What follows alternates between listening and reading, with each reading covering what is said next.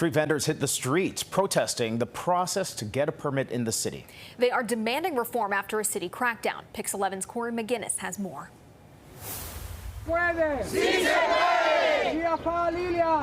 New York City street vendors are calling for reform after a week of what they call intensified enforcement actions against them. Thursday morning, vendors with the Street Vendor Project held a press conference and marched from the Department of Consumer and Worker Protection demanding permits and license. Mr. Zhang, a vendor who lives in Flushing, Queens, says he has had his merchandise confiscated multiple times despite attempts to comply with regulations and is unable to access food permits.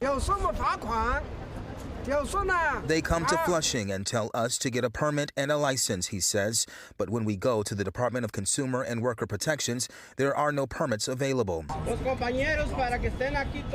Similar to Zhang, Miguel Barella, a street vendor in the Bronx with 10 years under his belt, describes the harsh reality many others face in his profession. Barella says the Department of Sanitation has intensified enforcement actions against him, resulting in a barrage of tickets and ultimately, according to him, the loss of his home. These two men were amongst the dozens, highlighting the difficulty of obtaining a permit due to a long-standing cap on the number of licenses available. That's why they are calling for passage of the Street Vendor Reform legislative package, which will create a pathway to obtaining a license. What type of impact do you think this will have to get laws changed?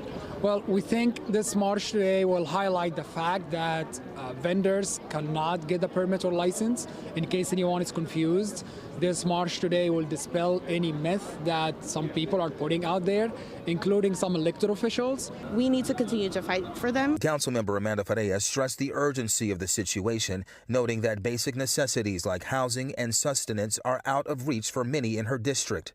Folks have been waiting far too long. This is impacting their daily lives every single day, whether they can keep a roof over their head, put food on the table.